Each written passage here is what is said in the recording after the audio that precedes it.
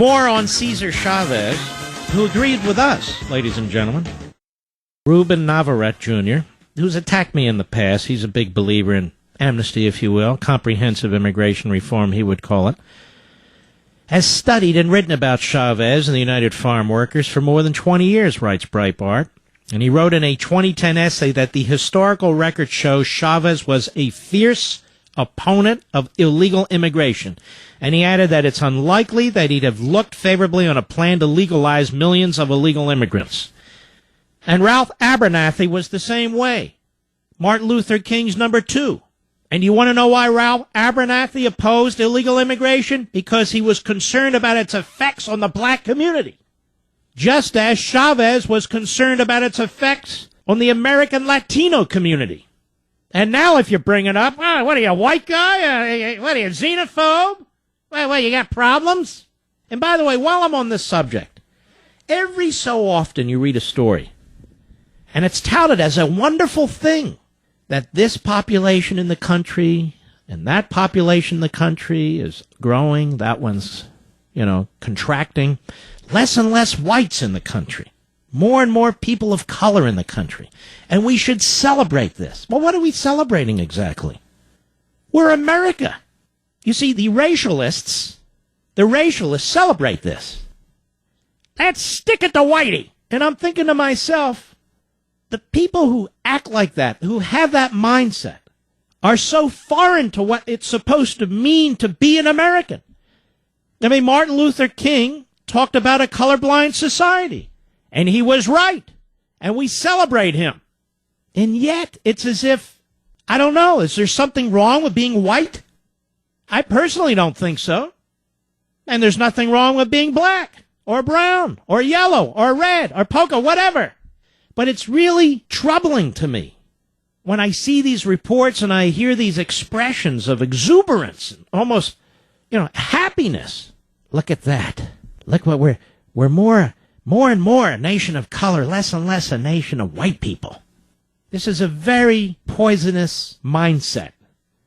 We should be thrilled that we're Americans. We should be promoting Americanism. We should be assimilating people who come here as we have in the past. And we're not. We have these organizations that exist for the purpose of dividing us. One of them is called the Democrat Party. But groups like LULAC and La Raza, and there are many others, with different ethnicities, not celebrating their ethnicity and their ancestry, having a parade and that. No, seeking to impose the cultures that their ancestors or they escaped from on the rest of our society. And I feel the same way when it comes to groups like CARE and their push for some kind of a quasi-Sharia law in this country. CARE, really given birth by Hamas in Philadelphia in a meeting that I've talked about before and I'll talk about again one day. Hamas, as I clear my throat. But back to Cesar Chavez. Chavez also wanted stiffer sanctions against employers who hired illegal immigrants. And Navarrete emphasized that it was, quote, absurd for anyone to invoke the name of Cesar Chavez to pass immigration reform, unquote. And he stressed, as I said, were he alive today, it's a safe bet Chavez would be an opponent of any legislation that gave illegal immigrants even a chance at legal status. Navarrete wrote that according to numerous historical accounts, Chavez ordered union members to call the Immigration and Naturalization Service and report illegal immigrants who were working in the field so they could be deported. And I included that information, not from him, but my own original research, in Liberty and Tyranny. And he noted that while Chavez was with the United Farm Workers, the UFW officials were also known to picket INS offices to demand a crackdown on illegal immigrants. And the UFW even set up what union officials called, and I talked about this the other day, a wet line to stop Mexican immigrants from entering the United States. And under the supervision of Chavez's cousin, I mentioned this the other day, Manuel, UFW members tried at first to convince immigrants not to cross the border. When that didn't work, they physically attacked the immigrants. Covering the incident at the time, the Village Voice said that the UFW was engaged in a campaign of random terror against anyone hapless enough to fall into its net. A couple of decades later, in their book, The Fight in the Field, Susan Ferris and Ricardo Sandoval recalled the border violence and wrote that the issue of how to handle illegal immigration was particularly vexing for Chavez. It wasn't vexing for Chavez. He rejected it. He fought it because he viewed it as an attack on his union organizing and an attack on legal Latino Americans in this country. Chavez was also against ethnic groups like La Raza. In fact, he saw the dangers of such organizations from the beginning. Quote, I hear more and more Mexicans talking about La Raza to build up their pride, Chavez told Peter Matheson, the co-founder of the Paris Review, for a profile piece in the New Yorker in 1969. Some people don't look at it as racism, but when you say La Raza, you are saying an anti-gringo thing, and it won't stop there. That's Cesar Chavez. Chavez went on in the interview. Today it's anti-gringo, tomorrow it will be anti-negro, and the day after it will be anti-Filipino, anti-Puerto Rican, and then it will be anti-poor Mexican and anti-darker-skinned Mexican. We had a stupid guy who just wanted to play politics with the union, and he began to whip up La Raza against the white volunteers, and even had some of the farm workers and the pickets and the organizers hung up on La Raza. So I took him on. These things have to be met head on. Do you hear me, the idiots running the Republican Party? Do you hear me, the idiots in the White House? The idiots in the media? Was not Chavez right? Is he not right? The clowns writing at the Wall Street Journal promoting this agenda? This is Chavez. Cesar Chavez. And a couple of years ago, Obama, on Cesar Chavez Day, goes to the podium, talks about how great Cesar Chavez was, the United Farm Workers, and completely ignored all of this. The Secretary of Labor, himself a radical amnesty type, coming out of Maryland, this guy Perez, talking up Cesar Chavez, completely ignored everything I just told you about Chavez. Because they have to. When's the last time Jesse Jackson or Al Sharpton brought up the fact that Ralph Abernathy was just as opposed to illegal immigration as Cesar Chavez? They'll never bring it up. Ever.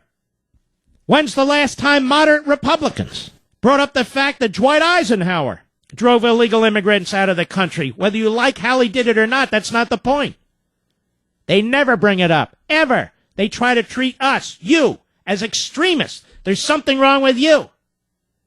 When's the last time the Democrat Party mentioned Harry Truman and his mass deportation of illegal immigrants to make room for returning World War II vets, he said. They never bring up Harry Truman. They never bring up Dwight Eisenhower. They never bring up Cesar Chavez. They never bring up Ralph Abernathy. Why don't they bring up the fact that, I believe it was 1969, I have it in Liberty and Tyranny, that Ralph Abernathy, Cesar Chavez, and Walter Mondale, the Democrat nominee for president in 1984, that 14, 15 years earlier, Walter Mondale and Abernathy and Chavez led a march on the southern border, a big rally against illegal immigration. Not that long ago, but they won't. Why don't they mention that Arthur M. Schlesinger Jr., one of the left-wing intellectuals, behind Adlai Stevenson, behind John Kennedy. Why don't they mention his book called The Disuniting of America? I have it right here in front of me. Reflections on a Multicultural Society, his great fear being what? The breakup of the United States, the balkanization of the United States. Why don't they bring up Arthur M. Schlesinger Jr.? Because it doesn't fit, you see. All of us, we're Neanderthals, we're throwbacks. But they don't bring him up. Why don't they bring up Theodore White? A left-wing, or at least liberal, author, historian, who would write about the various presidential elections, who said that what Lyndon Johnson and Ted Kennedy and the Democrats did in 1965, changing our immigration laws, changing the emphasis of our immigration policies, was a disaster. Why don't they bring him up? And there were many others, good men, good women, who saw the same thing. See, what's happened, ladies and gentlemen, is the demographics are changing so fast that foreigners in our country are affecting our politics in ways that the citizenry rejects. I don't attack Rupert Murdoch like other people do. I don't know the man. The fact that he created Fox News, he deserves a salute. He deserves a thanks. But what he's doing on the immigration front is seriously troubling and objectionable. And for that, he should be condemned. He's an American citizen by choice, but he wasn't born here. He was born in Australia. But he wanted to come here for economic opportunity, and because the laws, quite frankly, allowed him to create the conglomerate that he did, whereas the laws in Australia made it more difficult. And also he owns the Wall Street Journal and the editorial writers there, and them and their propaganda and their money and their push for amnesty and for open borders is a disgrace. An absolute disgrace. The billionaires in the Silicon Valley who live up on hills and mountains away from everybody else, in Menlo Park and Palo Alto, Saratoga, Cupertino, oh, I know these areas, and other places, Los Gatos, can't remember them all, who have their private jets, who are relatively secluded from everything they're promoting, pushing amnesty. They can call it comprehensive immigration reform all they want. They do that every single time, and it winds up being amnesty every single time because they won't secure the border. These people aren't operating in the best interests of the United States of America. These people are not promoting the best interests of the people of the United States of America. They seek to use our laws. They seek to use our system to further enrich themselves. That's not free market capitalism. That's crony capitalism.